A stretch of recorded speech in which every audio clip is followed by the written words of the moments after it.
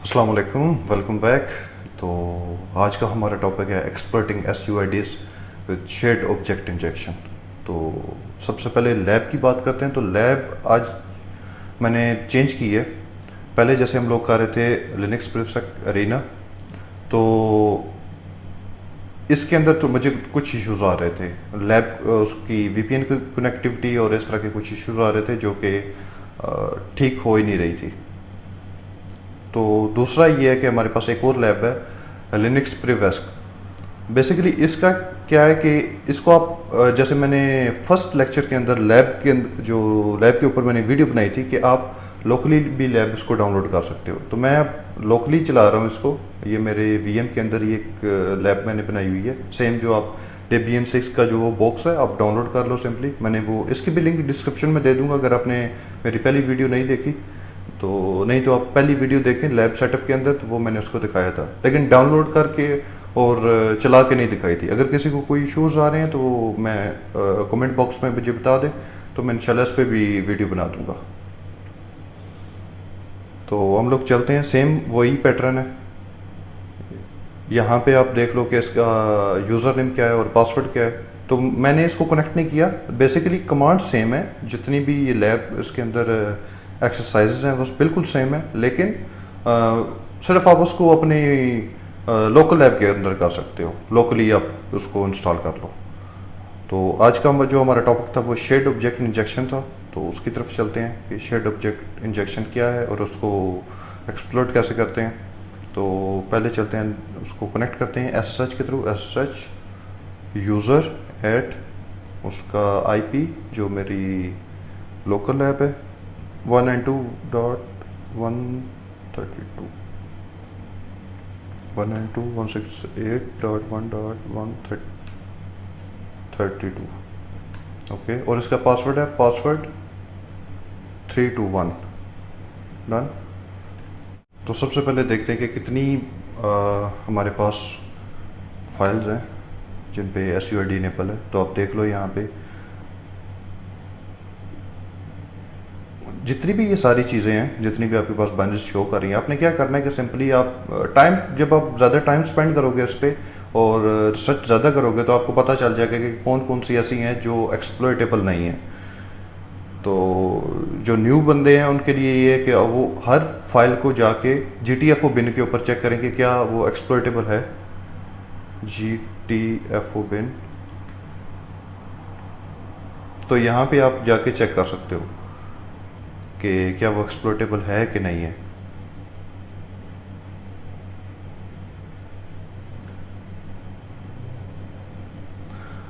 तो जैसे कि आप लोग यहाँ पे देख रहे हो कि कुछ ऐसी फाइल्स हैं जो हो सकता है आप GTFO बिन के ऊपर भी ना हो, तो आप उनको गूगल कर लो। और अगर आप ऑटोमेशन टूल चलाओ जैसे लिनपीज है या बाकी दूसरे हैं, तो वो उस तरह के भी वो ऑटोमेटिकली डिटेक्ट कर लेगा। अच्छा, तो ये जो बॉक्स है ये ऑलरेडी, ये तो वल्नरेबल है। तो इन्होंने ऑलरेडी बनाया हुआ है कि ऐसा हो कि जैसे आपको पता चलता है ये शेड ऑब्जेक्ट है। तो जैसे फॉर एग्जांपल हम लोग देखते हैं कि चलो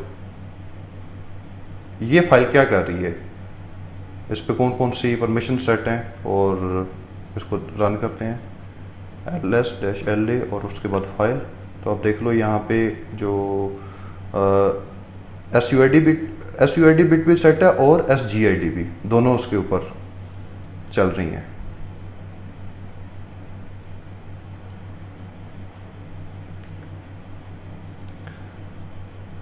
तो नेक्स्ट हम लोगों ने क्या करना है कि इस कमांड को कॉपी करें, बताता हूँ ये क्या करती है। अब ये जो फाइल है हमें नहीं पता कि इसके बैकएंड पे क्या चल रहा है। मतलब फाइल तो चल रही है, लेकिन अगर हम लोग पहले इसको डायरेक्टली एग्जीक्यूट करते हैं,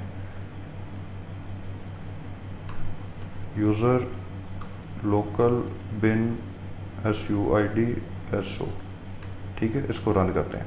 तो कैलकुलेटिंग समथिंग प्लीज वेट और डन।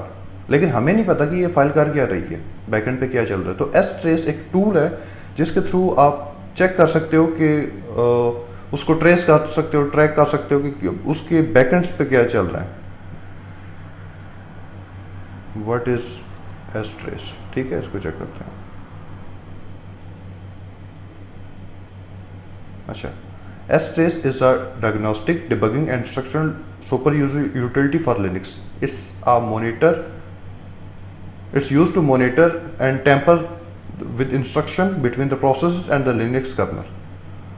ठीक है, तो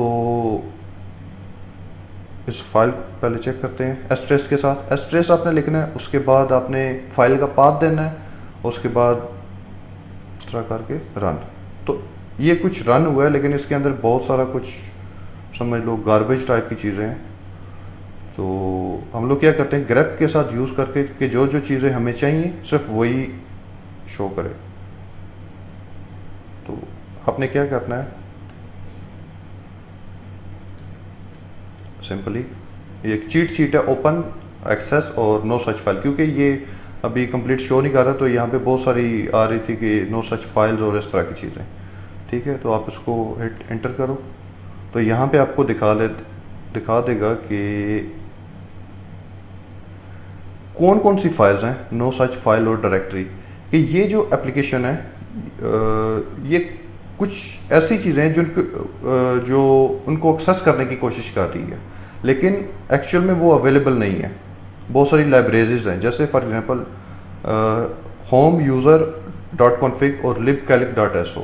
अब ये वो फाइल है कि जिसको ये एप्लीकेशन एक्सेस करने की कोशिश कर रही है, लेकिन एक्चुअल में वो उसके बैकएंड पे है ही नहीं है। तो अगर हम लोग libcalc.so की एग्जीक्यूटेबल बना लें और इस फाइल पे जाके उसको पेस्ट कर दें, तो जब ये फाइल रन होगी, जब ये एग्जीक्यूटेबल suid.so रन होगी, तो वो जब सर्च करेगी libcalc.so तो उसको इस पाथ पे मिल जाएगी, तो वो उसको एग्जीक्यूट करेगी। तो अगर वो मलिशियस हो तो हमें रिवर्स शेल मिल जाएगा। तो सबसे पहले देखते हैं कि क्या हमें इस फोल्डर पे परमिशन है, क्या ये फोल्डर है ls-la नो सच फाइल और डायरेक्टरी के, मतलब ये फोल्डर ही एग्जिस्ट नहीं करता। उसके बाद देखते हैं होम यूज़र, तो ये तो इस यूज़र का ही फोल्डर है। तो हम लोग क्या करते हैं कि हम लोग एक डायरेक्टरी क्रिएट करते हैं और एक मलिशियस libcalc.so की फाइल क्रिएट करते हैं और इसको इस जगह पे पेस्ट कर देंगे। क्या मेक dir, तो हम लोगों ने एक डायरेक्टरी क्रिएट की होम यूज़र के अंदर डॉट कॉन्फिग, ये हिडन डायरेक्टरी ls-la, तो हमारे पास डॉट कॉन्फिग की डायरेक्टरी आ गई। सॉरी, तो इसका जो कोड है, बेसिकली कोड आप दोनों लैब्स को ओपन कर लो। शेड ऑब्जेक्ट इंजेक्शन, अच्छा, तो क्या कह रहा है कि ओपन द एडिटर, और ये जो सी का कोड है,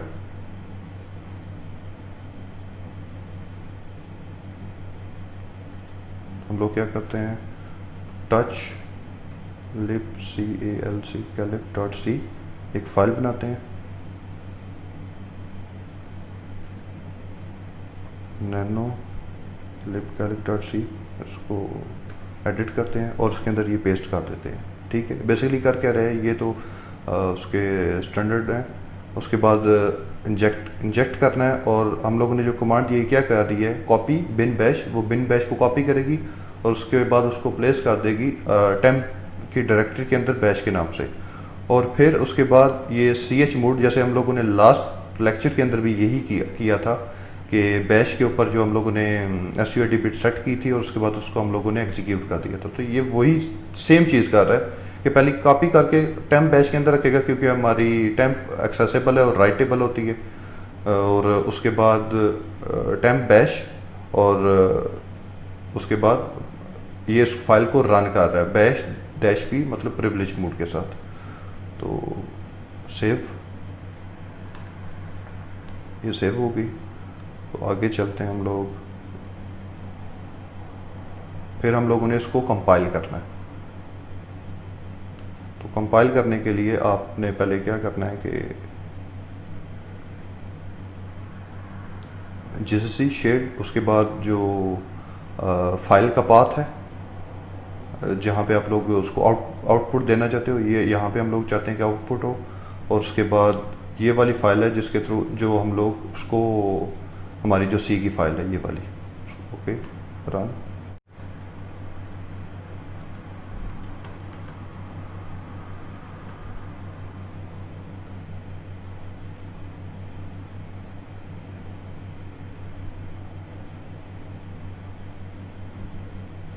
सॉरी, वो जो फाइल थी हम लोगों ने वहाँ पे रखी नहीं है।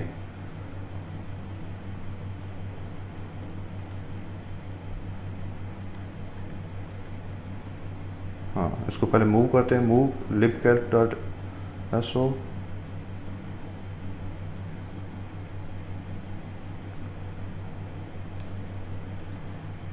होम यूज़र डॉट कॉन्फ़िग, इसके अंदर हम लोगों ने पेस्ट करना है। तो आप लोग, अब हम लोग इस कमांड को ट्राई करते हैं। ओके, रन हो गया।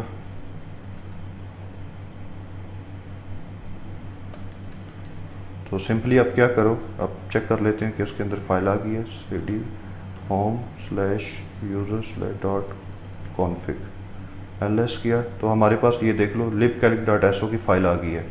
तो अब हम लोग जब उस एग्जीक्यूटेबल को रन करेंगे, जो बेसिकली ये वाली फाइल थी, ये वाली फाइल जो जिस पे SUID बिट्स एनेबल थी, सिंपली रन बैश, क्योंकि जब इसने प्रोसेस किया तो हमारी ये वाली फाइल को इसने एग्जीक्यूट कर दिया। OMI root. आई होप आपको समझ आ गया होगा कि इसको कैसे करना है।